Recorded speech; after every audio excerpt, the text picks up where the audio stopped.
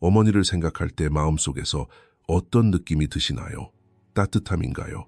아니면 알 수 없는, 이름 붙일 수도 없는 무거움인가요? 만약 당신의 삶에서 반복되는 관계 패턴이 있거나 사랑하는 사람들에게 자신이 부족하다고 느끼거나 끊임없이 자신을 증명해야 한다고 느낀다면 그것은 우연이 아닙니다. 칼 융에 따르면 어떤 상처도 어머니와 무관하지 않습니다. 그리고 이 진실을 직면하는 것은 당신이 지금까지 해왔던 가장 힘들지만 가장 해방감을 주는 일이 될 수도 있습니다. 끝까지 시청해주세요. 이 영상은 그 누구도 명확하게 말해주지 않았던 것을 알려줄 것입니다. 우리 모두는 관계 속에서 세상을 시작하며 그 관계는 어머니와의 관계입니다. 눈이 아직 빛에 적응하지 못하고 혀가 말을 배우지 못하고 몸이 세상을 이해하려고 애쓰는 동안에도 우리의 영혼은 이미 배우기 시작했습니다. 나는 안전한가? 나는 사랑받을 자격이 있는가? 내가 올 때 누군가 와줄까? 내가 필요할 때 누군가 곁에 있어줄까? 이런 질문들은 당신에게 직접적으로 던져지지 않고 의식적인 시험을 치르지도 않지만 그 답들은 매일 당신의 몸과 마음에 새겨집니다. 모든 접촉, 모든 시선, 모든 침묵, 모든 소리를 통해서 말이죠. 융에 따르면 이렇게 새겨진 흔적들은 인간 무의식의 가장 깊은 층을 형성합니다. 이 층들은 너무나 어린 시절에 형성되기 때문에 나중에 그 위에 무엇을 쌓아 올리든 그 토대가 흔들리면 전체 구조가 흔들립니다. 어쩌면 당신의 어머니는 사랑이 넘치고 항상 당신 곁에 있어 주었으며 당신을 품에 안아주고 당신이 울면 달려와 주고 당신이 웃을 때 눈을 반짝이게 했을지도 모릅니다. 하지만 어쩌면 당신은 자신도 모르게 그 사랑 속에 어떤 조건이 숨겨져 있었을지도 모릅니다. 착한 아이가 되면 사랑받을 거야. 어쩌면 그 말은 직접적으로 하지는 않았지만 당신은 그것을 느꼈을지도 모릅니다. 어쩌면 당신의 어머니는 차갑고 감정적으로 다가가기 어려웠으며 육체적으로는 곁에 있었지만 눈빛에는 아무런 단서도 없었을지도 모릅니다. 당신은 어머니를 안았을 때 어머니의 몸에서 긴장감을 느꼈고 어린 당신은 그 이유를 알 수 없었을 것입니다. 어쩌면 당신의 어머니는 당신에게 모든 것을 주셨고 자신을 희생하셨고 밤낮으로 일하셨고 당신을 위해 모든 것을 포기하셨을지도 모릅니다. 하지만 그렇게 하시면서 어머니는 자신도 모르게 당신에게 사랑하려면 자신을 파괴해야 한다는 것을 가르치셨을지도 모릅니다. 어쩌면 어머니는 당신을 너무나 엄격하게 길들이고 너무나 많이 이끌고 착한 아이로 만들려고 애쓰셨기에 당신은 자신 안의 조각들을 떼어내 어머니께 바쳤을지도 모릅니다. 그리고 그 조각들을 무엇으로 채워야 할지도 모른 채 말입니다. 어떤 경우든 이것 하나만은 확실히 기억하세요. 이 유산은 조용히 작용합니다. 소리도 내지 않고 자신을 드러내지도 않으며 이건 어머니에게서 물려받은 거야 라는 꼬리표를 붙이지도 않습니다. 하지만 모든 관계 속에서, 모든 갈등 속에서 왜 내가 그렇게 반응했을까 하는 순간마다 매일 아침 눈을 뜰 때 느끼는 막연한 공허함 속에서 모든 성공 후에 여전히 남아있는 불만족 속에서 그 조용한 유산은 계속해서 작용하고 있습니다. 융은 수년간 이 주제를 연구하고 환자들을 치료하고 내면을 들여다보며 다음과 같은 사실을 깨달았습니다. 사람의 가장 깊은 심리적 패턴은 종종 어머니와 자녀 관계에서 남겨진 흔적에 의해 길러진다는 것입니다. 이는 당신의 어머니나 당신을 비난하는 것이 아닙니다. 인간의 정신이 어떻게 작용하는지에 대한 냉혹하지만 솔직한 진실입니다. 어머니 또한 자신의 어머니로부터 물려받은 상처, 결핍, 두려움, 그리고 사랑하는 방식을 지니고 있습니다. 때로는 좋은 의도로 시작한 행동이 오히려 깊은 상처를 남기기도 합니다. 하지만 이 진실을 외면하는 것은 외면하는 것보다 더 큰 대가를 치르게 합니다. 왜냐하면 당신이 보지 못하는 것이 계속해서 당신을 지배하기 때문입니다. 당신이 이름 붙일 수 없는 것이 계속해서 당신에게 힘을 행사하기 때문입니다. 세월이 흐르고 관계가 바뀌고 도시가 바뀌고 직업이 바뀌면서 당신은 내면의 초기 가르침이 여전히 얼마나 생생하게 살아있는지 깨닫게 됩니다. 당신은 여전히 인정받고 싶어 하지만 더 이상 어머니에게서가 아니라 상사, 배우자, 친구에게서 찾습니다. 당신은 여전히 내가 충분히 괜찮은 사람일까라고 묻고 있습니다. 하지만 더 이상 유아실에서가 아니라 회의실에서 관계에 깨지기 쉬운 순간들에 고요한 아침 거울 속 자신을 바라볼 때 말입니다. 이것은 당신의 어린 시절이 끝났다는 의미가 아닙니다. 당신 안의 아이가 여전히 살아 숨쉬고 있고 당신은 아직 그 아이가 지닌 짐을 내려놓는 법을 배우지 못했다는 뜻입니다. 그렇게 융은 개성화의 여정, 즉 진정한 자아를 찾아가는 여정은 필연적으로 그 첫 번째 관계와 마주하는 것을 포함한다고 말합니다. 도망치는 것이 아니라 직시하는 것, 비난하는 것이 아니라 이해하는 것, 지우는 것이 아니라 변형하는 것입니다. 이 변형은 오랜 시간이 걸리고 인내와 용기를 필요로 합니다. 하지만 시작하기에 충분한 것은 단 하나입니다. 바로 지금 여기에 이 침묵의 유산이 존재한다는 것을 인정하는 것입니다. 그리고 인정하는 것은 굴복하는 것이 아닙니다. 인정한다는 것은 진실을 있는 그대로 보고 그래, 이것은 존재하고 내 안에 있다 라고 말할 수 있는 것입니다. 당신은 자신이 이름 붙인 것만을 간직할 수 있고 자신이 본 것만을 놓아줄 수 있다는 것을 깨닫게 됩니다. 그 침묵의 유산은 어둠 속에 남아있는 한 강력한 힘을 지닙니다.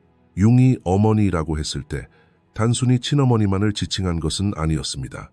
이 점을 이해하는 것이 이 여정에서 가장 중요한 단계일 것입니다.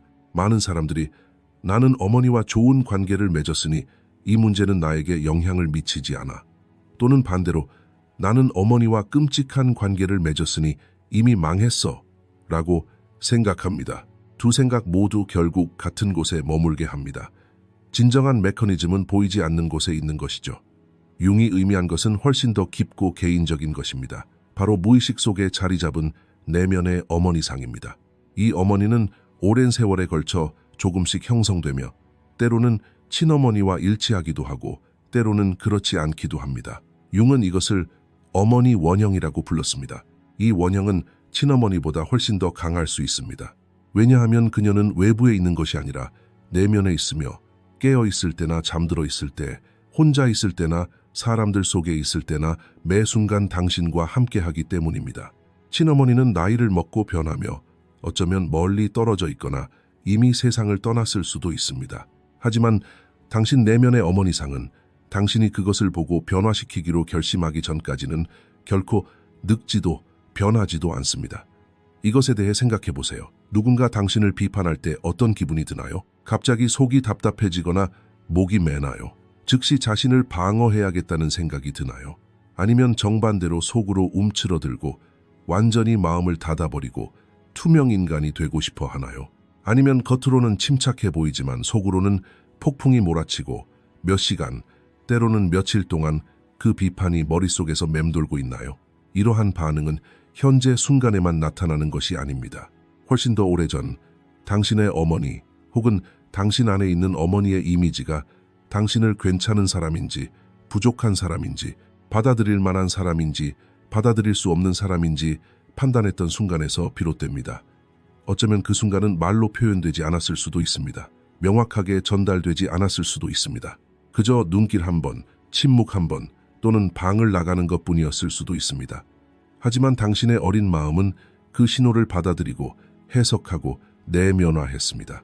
그날 이후로 모든 비판은 똑같은 질문을 불러일으킵니다. 나는 충분히 괜찮은 사람일까? 그리고 당신은 계속해서 답을 자신 밖, 즉 파트너, 친구, 성취, 좋아하는 것, 인정, 칭찬에서 찾으려 했습니다. 하지만 당신이 찾는 답은 거기에 없습니다. 질문은 바로 당신 안에 있기 때문입니다. 융은 이 점을 아주 명확하게 파악했습니다. 사람들은 어머니에게서 받지 못한 것을 다른 사람, 다른 곳에서 찾으려 평생을 허비합니다. 따뜻함을 받지 못했다면 따뜻한 사람에게 지나치게 집착하게 되고 그들이 차가워지면 세상이 무너지는 듯한 고통을 느낍니다. 인정받지 못했다면 끊임없이 자신을 증명하려 애쓰고 어느 날 인정받지 못하면 과도한 분노를 느끼거나 완전히 무너져 내립니다. 무조건적인 사랑을 느껴보지 못했다면 모든 관계에서 그녀는 정말 나를 사랑하는 걸까? 아니면 언젠가 나를 떠날까? 라는 질문으로 괴로워합니다. 이것들은 약점이 아닙니다. 무의식적인 갈망이 표면으로 드러나는 방식입니다. 그리고 그 갈망은 당신도 모르는 사이에 당신의 모든 관계의 지형을 결정짓습니다. 누구에게 다가가고 누구를 피하고 관계를 얼마나 오래 유지하고 언제 포기하고 언제 지나치게 집착하는지 이 모든 것은 당신 내면의 어머니 이미지에 의해 결정됩니다. 자, 이제 질문입니다. 당신은 삶에서 항상 어머니와 닮은 사람들을 만나나요? 어머니의 차가움을 지닌 사람과 계속해서 사랑에 빠지나요? 아니면 배우자, 친구, 상사에게서 어머니의 통제적인 면을 보나요? 이것은 우연이 아닙니다. 이것은 당신 내면의 어머니 이미지가 투영된 것입니다. 융은 이것을 투영이라고 부릅니다. 내면에 해결되지 않은 문제가 외부로 투영되고 당신은 그것을 외부에서 해결하려고 합니다. 하지만 해결책은 외부에 있지 않습니다. 결코 외부에 있었던 적이 없습니다. 진실은 이렇습니다. 당신 내면의 어머니 이미지를 직면하고 보고 이해하고 변화시키지 않으면 아무리 외부적으로 변화를 주고 관계가 얼마나 달라 보여도 똑같은 감정 패턴이 당신을 찾아올 것입니다. 왜냐하면 그 이미지들은 당신의 안경과 같기 때문입니다. 그리고 당신이 그 안경을 통해 세상을 바라보는 한 세상은 똑같이 보일 것입니다. 그리고 그 안경을 벗고 세상을 있는 그대로 바라보는 것, 바로 그곳에서 개성화가 시작된다고 융은 말합니다. 당신 안에 있는 어머니상은 적이 아닙니다. 그것을 지우거나 파괴할 필요가 없습니다. 그 이미지는 한때 당신을 보호해 주었습니다. 어린 시절, 그 이미지는 세상이 어떻게 돌아가는지 이해하도록 도와주고 어디가 안전하고 어디가 위험한지 가르쳐 주었습니다. 그때는 효과가 있었습니다. 하지만 이제 그 아이는 성장했습니다. 이제 당신은 다른 선택지, 다른 자원, 다른 종류의 힘을 가지고 있습니다. 이제 당신이 해야 할 일은 과거의 자신에 대한 이미지에게 이렇게 말하는 것입니다. 고마워요. 저를 보호해줬어요. 하지만 이제 저는 여기 있어요. 이제 제가 선택하는 사람이에요. 이것은 순식간에 일어나지 않습니다. 단 한순간의 자각으로 완성되는 것도 아닙니다. 하지만 관찰하는 매 순간 이 반응은 어디에서 오는 걸까? 라는 질문을 던질 때마다 그 변화는 한 걸음씩 나아갑니다. 그리고 그 각 걸음은 당신을 진정한 자신에게 조금 더 가까이 이끌어줍니다. 융의 가장 강력하고도 불편한 개념 중 하나는 그림자입니다. 그림자를 이해하는 것은 자신과의 관계를 근본적으로 바꿀 수 있습니다. 그림자는 당신이 당신 자신이 아니라고 믿도록 강요받아온 모든 것입니다. 나쁘거나 추하거나 용납할 수 없는 것들이 아닙니다. 이 점에 주목하세요. 단지 억압되고 거부당하고 너는 그런 사람이 아니야 라는 말과 함께 어둠 속에 묻혀버린 것들입니다.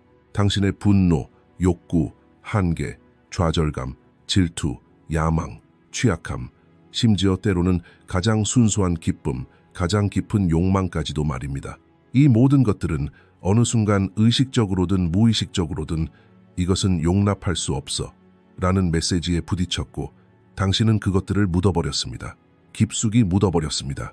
사랑받고 싶었고 안전함을 유지하고 싶었기 때문입니다. 그리고 바로 이 지점에서 어머니와의 관계와 그림자 사이에 깊은 연결고리가 드러납니다. 당신의 그림자의 상당 부분은 어머니 또는 당신을 키우고 형성했던 사람이 받아들이고 거부했던 것과 직접적으로 관련되어 있습니다. 생각해보세요. 어린 시절 화가 났을 때 무슨 일이 일어났나요? 네가 소리 지르고 반발하고 이거 싫어 라고 말했을 때 돌아온 대답은 무엇이었니? 닥쳐. 여자애들은 그렇게 소리 지르면 안 돼. 라는 말을 들었니? 아니면 남자애들은 울면 안 돼. 약한 모습 보이지 마. 라는 말을 들었니? 어쩌면 좀 더 부드럽지만 그만큼이나 깊은 울림을 주는 말이었을지도 몰라. 네가 날 괴롭히고 있어. 네 모습 좀 봐. 너 때문에 아프겠어. 어쩌면 직접 말하지는 않았더라도 엄마의 얼굴 표정이 변하고 눈빛이 차가워지고 엄마는 방을 나갔을 거야. 그리고 아직 언어를 완전히 이해하지 못한 어린 너는 이 사실을 깨달았지. 이 감정은 위험해. 이 감정은 나를 사랑받지 못하게 해. 이 감정은 나를 외롭게 해. 그 순간 너는 분노를 묻어버렸어. 내 욕망을 묻어버렸어. 내 목소리를 묻어버렸지. 울고 싶었지만 울지 않았어. 소리 지르고 싶었지만 침묵했어. 싫어 라고 말하고 싶었지만 응 이라고 말했지. 그리고 이 과정을 너무나 반복해서 어느 순간 그런 감정조차 느끼지 않게 되었어. 적어도 그렇게 생각했지. 묻어둔 것은 사라지지 않기 때문입니다. 융은 이 점을 여러 번 다양한 방식으로 강조했습니다. 무의식 속에 억누른 것은 강해지고 자라나 결국 표면으로 드러나게 되는데 종종 우리가 준비되지 않은 상태에서 우리가 알아채지 못하는 모습으로 나타납니다. 통제되지 않은 분노 폭발로 나타나는 것이죠. 하루 중 사소한 일이 생기면 과하게 화를 내고는 스스로를 질책합니다. 내가 왜 그렇게 반응했을까 하고 말이죠. 아니면 정반대로 아무것도 느끼지 못합니다. 무감각해지고 감정이 메말라 버립니다. 나는 원래 감정이 없어 라고 말하지만 이는 성격이 아니라 자기 방어 기제입니다. 혹은 몸이 말을 걸기도 합니다. 만성피로, 원인 모를 통증, 끊임없는 긴장감 그림자는 마음이 받아들이지 않을 때 몸 밖으로 나오려 애씁니다. 그리고 어쩌면 가장 조용하지만 파괴적인 형태는 바로 이것일지도 모릅니다. 타인에게서 자신의 그림자를 보는 것, 자신의 그림자를 외부로 투영하는 것입니다. 누군가의 지나친 분노를 보고 혐오감을 느끼는 것, 사실 그 분노는 당신 안에도 있지만 억압되어 있을 뿐입니다. 누군가의 중독을 보고 판단하는 것, 사실 당신 안에도 다른 형태의 중독이 있을 뿐입니다. 누군가의 나약함을 보고 참지 못하는 것, 사실 그 나약함 또한 당신 안에 있지만 나는 강해 보여야 한다는 껍데기 아래 숨겨져 있을 뿐입니다. 이 모든 것은 일종의 투사입니다. 융은 이를 투사라고 부르며 당신이 가장 강렬하게 반응하는 것들은 종종 당신 자신의 그림자를 반영한다고 말합니다. 이는 불편한 진실이지만 동시에 놀라울 정도로 해방적인 열쇠이기도 합니다. 외부에서 보이는 것이 내면에 있다면 외부를 바꾸려 애쓰는 대신 내면을 들여다볼 수 있기 때문입니다. 이제 가장 중요한 질문에 도달합니다. 어머니는 당신의 그림자 형성에 어떻게 그토록 중요한 역할을 할까요? 어머니는 당신에게 수용과 거부를 결정하는 첫 번째 권위자였기 때문입니다. 어머니의 눈은 당신의 첫 번째 거울이었고 어머니의 반응은 당신의 어떤 부분이 드러낼 수 있는 부분이고 어떤 부분이 숨겨진 부분인지를 결정했습니다. 만약 당신의 어머니가 자신의 분노를 두려워했다면 당신의 분노도 두려워했을 것이고 무의식적으로 당신에게 분노가 위험하다는 것을 가르쳤을 것입니다. 만약 당신의 어머니가 자신의 필요를 표현하지 않았다면 당신이 자신의 필요를 표현하는 것을 이기심으로 인식했을지도 모릅니다. 만약 당신의 어머니가 완벽주의자였다면 당신의 실수는 부끄러워해야 할 일이 되었을 것입니다. 이것은 의도적인 파괴 행위가 아닙니다. 그것은 세대를 거쳐 전해 내려온 보이지 않고 이름 없는 사슬입니다. 그리고 그 사슬을 끊으려면 먼저 그것을 직시해야 합니다. 자신의 그림자를 보는 것은 자기 혐오가 아닙니다. 오히려 그 반대입니다. 그것은 당신 자신을 구성하는 모든 부분을 되찾는 것입니다. 그 분노는 당신의 것입니다. 그 욕구는 당신의 것입니다. 그 취약함도 당신의 것입니다. 그리고 그것들을 되찾을 때 당신은 통합을 시작합니다. 융은 이것을 통합이라고 부릅니다. 통합 없이는 아무리 열심히 노력하고 아무리 많은 것을 성취하더라도 내면의 분열감은 결코 사라지지 않을 것입니다. 융이 말한 가장 불편한 진실 중 하나는 처음 들었을 때 가슴이 답답해지는 종류의 진실입니다. 바로 치유되지 않은 상처는 자신을 치유해줄 누군가를 찾는다는 것입니다. 다시 말해 무의식은 고통스러웠던 첫 번째 관계를 재현하려고 합니다. 그것도 끊임없이 다른 사람과 다른 환경에서 다른 모습으로 말입니다. 하지만 핵심적인 감정은 같습니다. 왜 그럴까요? 무의식은 불완전한 것을 완성하고 싶어 하기 때문입니다. 다치지 않은 것을 닫고 싶어 합니다. 어머니와의 첫 번째 상처 혹은 어머니가 남긴 흔적에는 완전히 해결되지 않고 완전히 느껴지지 않고 완전히 이해되지 않은 무언가가 있습니다.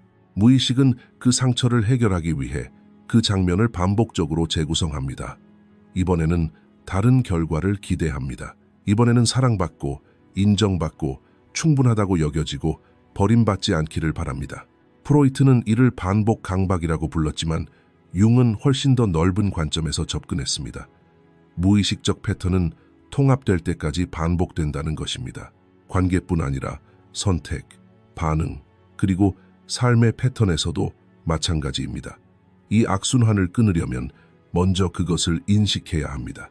이제 솔직하게, 정말 솔직하게 자신을 돌아보세요. 당신의 삶에 반복되는 감정 패턴이 있나요? 항상 같은 유형의 사람에게 사랑에 빠지나요? 관계는 항상 같은 지점에서 끝나나요? 항상 다른 사람과 같은 갈등을 겪나요? 항상 같은 순간에 같은 감정, 같은 무력감, 왜 항상 나일까? 라는 질문에 사로잡히나요? 이것은 우연이 아닙니다. 이것은 당신의 무의식이 해결되지 않은 채 반복적으로 당신에게 보여준 근본적인 상처이며 이제는 다른 모습으로 나타나고 있습니다. 예를 들어 어머니가 감정적으로 무관심하고 차갑고 냉담했다면 당신 내면에는 사랑은 이런 느낌이어야 한다. 사랑은 노력해서 얻어야 하고 마땅히 받아야 할 것이다 라는 패턴이 각인되어 있습니다. 그리고 당신의 무의식은 그 패턴에 맞는 사람들을 떠올리게 하고 그들이 당신에게 익숙하게 느껴지도록 만듭니다. 감정적으로 따뜻하고 안정적인 사람을 만났을 때 당신은 그들이 지루하다거나 너무 쉽다고 느낄 수도 있습니다. 하지만 다가가기 어렵고 멀리 떨어져 있고 끊임없이 당신을 불안하게 만드는 사람에게서는 익숙한 긴장감과 끌림을 느끼게 됩니다. 그 끌림은 사랑이 아닙니다. 그것은 무의식적인 속삭임, 이번에는 다를 거야, 이번에는 사랑받을 거야 라는 것입니다.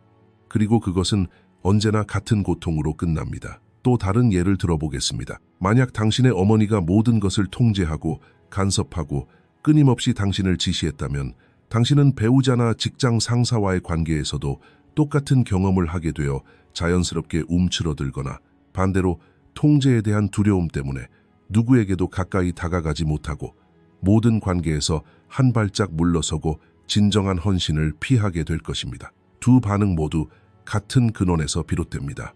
두 반응 모두 과거의 상처가 다르게 반영된 것입니다.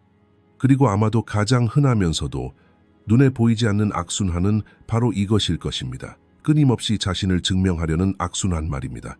더 열심히 일하고 더 많은 것을 성취하고 더 많은 것을 생산하고 더 많이 베풀지만 내면의 목소리는 멈추지 않습니다. 넌 아직 충분하지 않아 라고 말합니다. 목표를 달성하고 잠시 안도감을 느끼지만 그 목소리는 다시 시작됩니다. 당신이 진정으로 원하는 것은 성공이 아닙니다. 당신이 진정으로 원하는 것은 마침내 너는 충분해 라고 스스로에게 말하게 만드는 성공입니다. 하지만 그런 인정은 외부에서 오는 것이 아닙니다. 그 목소리는 내면에 있으며 어떤 외부적인 성공도 내면의 공허함을 영원히 채울 수 없습니다. 융은 분명히 말합니다. 외부적인 인정은 내면의 상처를 치유하지 못합니다. 단지 일시적으로 덮어줄 뿐입니다. 덮개가 벗겨지면 상처는 여전히 남아 있습니다. 어쩌면 조금 더 깊어지고 조금 더 달았을지 모르지만 여전히 그곳에 있고 여전히 기다리고 있습니다. 자, 이제 질문해 봅시다. 왜 이런 악순환이 그토록 강력할까요? 이제 더 이상 이렇게 하지 않겠어 라고 말하는 것만으로는 왜 충분하지 않을까요?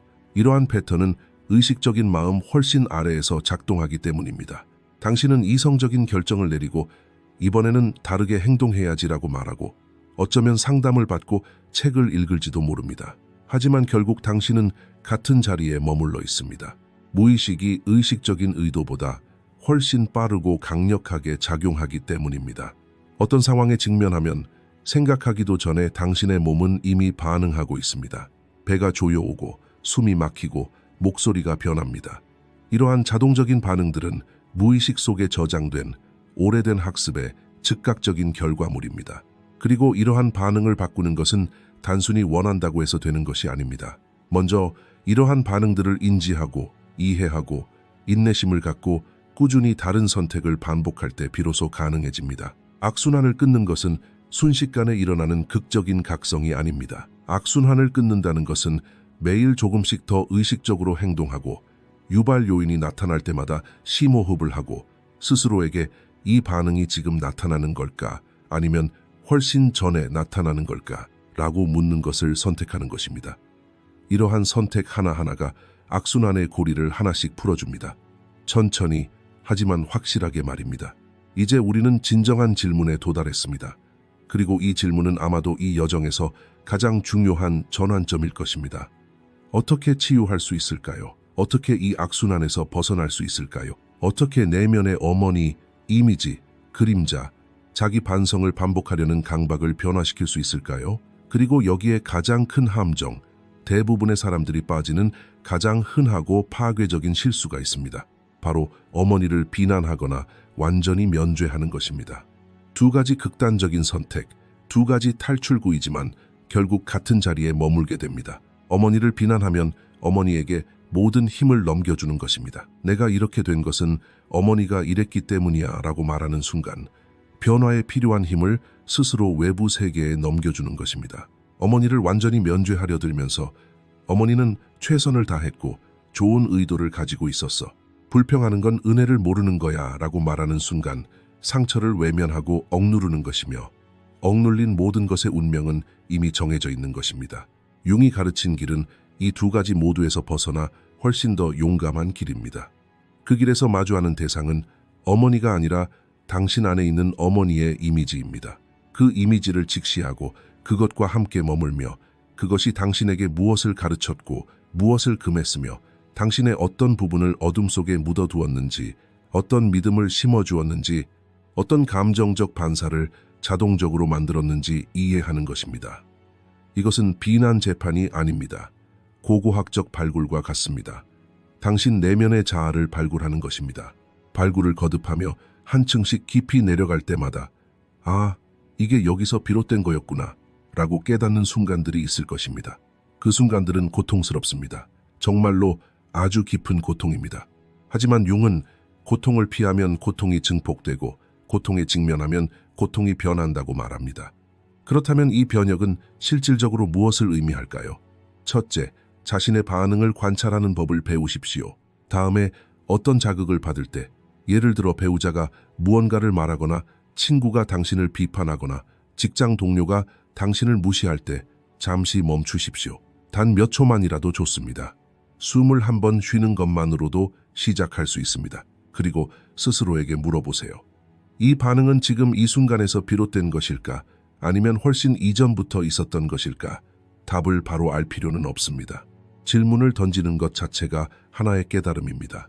질문은 자동적인 반응과 의식적인 관찰 사이에 간극을 만들어주기 때문입니다. 그리고 그 간극이 바로 자유의 씨앗입니다. 둘째, 자신의 욕구를 느끼도록 허용하세요. 간단해 보이지만 실제로 실천하기는 매우 어렵습니다. 왜냐하면 오랜 세월 동안 자신의 욕구가 위험하다고 배워왔기 때문입니다. 분노를 느끼도록 허용하세요. 슬픔을 느끼도록 허용하세요. 피로감을 느끼도록 허용하세요. 취약함을 느끼도록 허용하세요. 이렇게 느껴서는 안 돼 라고 말하기 전에 그냥 나는 이런 감정을 느껴 라고 말하세요. 판단 없이 감정을 관찰하세요. 몸의 어느 부위에서 그 감정을 느끼나요? 가슴, 배, 목. 만약 그 감정에 색깔을 입힌다면 어떤 색깔일까요? 이러한 연습은 유치해 보일 수 있습니다. 하지만 이러한 연습을 통해 억눌린 감정이 표면으로 드러나 처리될 수 있습니다. 처리되지 못한 감정은 무의식 속에 축적되어 악순환을 일으킵니다. 셋째, 어머니를 한 인간으로 바라보려고 노력하세요. 어쩌면 이 단계가 가장 어려울지도 모릅니다. 어린 시절 당신에게 어머니는 인간이 아니라 우주, 힘, 권위 그 자체였습니다. 하지만 이제 어른이 된 당신은 어머니 또한 한 인간이었다는 것을 깨달을 수 있습니다. 결점투성이에 상처 입은 인간, 자신의 어머니로부터 물려받은 결핍, 두려움, 방어기제를 지닌 인간 말입니다. 어쩌면 그들은 무조건적인 사랑을 받아본 적이 없을지도 모릅니다. 어쩌면 자신의 그림자를 제대로 통합하지 못했을지도 모릅니다. 어쩌면 어머니에게서 당신에게 줄 수 없었던 것을 받지 못했을지도 모릅니다. 이것은 그들을 용서하자는 것이 아닙니다. 그들을 인간적으로 이해하자는 것입니다. 그리고 이러한 관점은 당신을 그들의 영향력에서 벗어나게 해줄 것입니다. 신화 우주에서 온 강력한 존재와 싸울 수는 없지만 상처 입은 사람을 이해할 수는 있습니다. 이해는 용서보다 먼저 오며 때로는 용서 없이도 가능합니다. 네 번째, 당신의 그림자 조각들을 되찾으세요. 억눌린 분노는 당신의 것입니다. 묻어둔 욕망도 당신의 것입니다. 침묵한 목소리도 당신의 것입니다. 부끄러운 취약함도 당신의 것입니다. 그것들을 온전히 받아들이고 통합하는 것, 그것이 바로 융이 말한 개성화의 본질입니다. 이러한 조각들을 되찾으면 더 이상 타인에게 투영하지 않게 됩니다. 관계에서 투영은 줄어들고 진정한 연결은 더욱 깊어집니다. 그리고 아마도 가장 중요한 다섯 번째는 자신에게 인내심을 가지라는 것입니다. 이 여정에는 왜 나는 아직도 똑같은 일을 반복하고 있지? 라고 생각하며 스스로에게 화가 나는 순간들이 있을 것입니다. 예전의 패턴으로 되돌아가 악순환에 빠지는 순간도 있을 것입니다. 하지만 이것은 실패가 아닙니다. 자연스러운 과정입니다. 무의식적인 패턴은 수년, 때로는 수십 년에 걸쳐 형성됩니다. 하룻밤 사이에 사라지지 않습니다. 하지만 자각하는 매 순간, 아, 또 그 패턴이네 라고 말할 때마다 그 패턴의 힘은 조금씩 약해집니다. 사실 어머니와의 관계를 겉으로 바꿀 수는 없을지도 모릅니다. 어머니는 여전히 같은 사람일 수도 있고 더 이상 살아계시지 않을 수도 있으며 두 사람 사이의 거리는 결코 좁혀지지 않을 수도 있습니다. 하지만 내면의 관계는 변화시킬 수 있습니다. 그리고 이러한 내면의 변화는 당신의 다른 모든 관계, 모든 반응, 당신의 삶 전체를 바꿔놓습니다. 왜냐하면 내면이 먼저 변해야 외면이 변하기 때문입니다. 언제나 예외 없이 그렇습니다. 칼 융의 심리학, 그의 모든 저작, 그의 삶 전체의 중심에는 단 하나의 목표가 있습니다. 바로 개성화입니다. 진정한 자아를 발견하는 것이죠. 하지만 여기서 중요한 점을 바로잡아야 합니다. 개성화라는 개념을 오해하면 잘못된 방향으로 나아가게 되기 때문입니다. 개성화는 어머니와의 결별이 아닙니다. 어머니를 삶에서 지워버리는 것도 아니고 어머니에게 단단한 벽을 쌓는 것도 아닙니다. 개성화는 어머니의 무의식적인 영향력을 내면에서 조용히 단호하게 끝내는 것입니다. 이 차이가 모든 것을 바꿉니다. 많은 사람들이 어머니로부터 독립했다고 생각합니다. 다른 도시로 이사하고 거리를 두고 어쩌면 몇 년 동안 말도 하지 않았을지도 모릅니다. 하지만 내면의 목소리, 어머니의 목소리는 여전히 그들을 괴롭히고 있습니다. 너는 충분히 훌륭하지 않아. 너는 이기적이야. 실수하지 마. 창피할 거야. 라고 말하는 목소리 말입니다. 물리적 거리가 감정적 독립을 의미하는 것은 아닙니다. 그리고 개성화는 물리적 분리가 아니라 심리적, 영적, 내면적 분리입니다. 자, 이제 질문해 봅시다. 진정한 자아는 무엇일까요? 어머니가 바라는 모습도 아니고, 사회가 기대하는 모습도 아니고, 두려움 때문에 억눌린 모습도 아니고, 남들의 인정을 받기 위해 스스로 만들어낸 모습도 아닙니다. 진정한 자아는 바로 당신 자신, 당신의 모든 부분을 온전히 받아들이고 존재하는 당신입니다. 당신의 빛과 그림자, 강인한 순간과 연약한 순간, 기쁨과 분노, 성공과 실패를 모두 지닌 당신 말입니다. 이 모든 것을 포함한 온전한 당신 그 자체입니다. 융은 개성화는 완벽함이 아니라 통합이라고 말했습니다. 통합된 사람은 흠 없는 사람이 아니라 자신의 어둠을 인식하고 감내하며 그것과 화해하는 사람입니다. 이 여정은 쉽지 않으며 누구도 당신에게 쉬운 길을 약속할 수 없습니다. 이 여정에서 당신은 오랫동안 자신이 생각했던 모습들이 사실은 자신에게 강요된 것들이었음을 깨닫는 순간들을 경험하게 될 것입니다. 당신이 즐긴다고 생각했던 것들이 사실은 다른 사람들을 기쁘게 하려는 노력이었다는 것을 깨닫게 될 것입니다. 나는 이런 사람이야 라고 말했던 많은 것들이 사실은 나는 이렇게 되도록 배웠어 였다는 것을 알게 될 것입니다. 그리고 이러한 깨달음은 처음에는 충격적일 수 있습니다. 마치 땅이 흔들리는 듯한 느낌이 들죠. 그렇다면 나는 누구지? 라는 질문이 허공에 맴돌 것입니다. 하지만 융은 이렇게 말합니다. 바로 그때 진정한 여정이 시작된다고. 거짓 자아를 놓아주지 않고서는 진정한 자아를 위한 자리를 마련할 수 없기 때문입니다. 그 충격은 무너짐이 아니라 각성입니다. 그리고 그 각성 이후 천천히 조금씩 진정으로 당신의 것이 된 것들이 드러나기 시작합니다. 당신이 진정으로 즐기는 것들, 진정으로 소중히 여기는 것들, 진정으로 하고 싶은 말들, 진정으로 만들어가고 싶은 관계들 말입니다.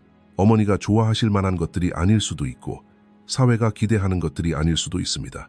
심지어 수년 동안 스스로에게 인정하지 못했던 것들일 수도 있습니다. 하지만 그것들은 모두 당신의 것입니다. 그리고 진실된 것은 언제나 거짓된 것보다 강합니다. 개별화 과정에서 어머니와의 관계 또한 변화합니다. 하지만 이 변화는 외부에서 오는 것이 아니라 내면에서 비롯됩니다. 어머니를 바꾸려 애쓰는 것을 멈추고 어머니에게서 다른 반응을 기대하는 것을 멈추고 어머니가 마침내 당신을 이해해 줄 것이라는 기대를 멈추면 마음속에서 무언가가 풀리는 것을 느낍니다. 언젠가는 어머니가 이해해 주실 거야 라는 기대, 갈망, 희망이 사라지면 묘한 자유가 찾아옵니다. 슬픔이 섞인 자유입니다. 무언가를 놓아주는 데에는 언제나 슬픔이 따르기 때문입니다. 부재하는 어머니, 존재할 수 없었던 관계, 줄 수 없었던 사랑에 대한 슬픔은 이 과정에서 필연적이고 필요한 부분입니다. 그리고 이 슬픔은 나약함이 아닙니다. 이 슬픔은 정직함입니다. 진실을 있는 그대로 보고 그것과 화해하는 정직함입니다. 이제 제가 여러분께 하고 싶은 말을 잘 들어주세요.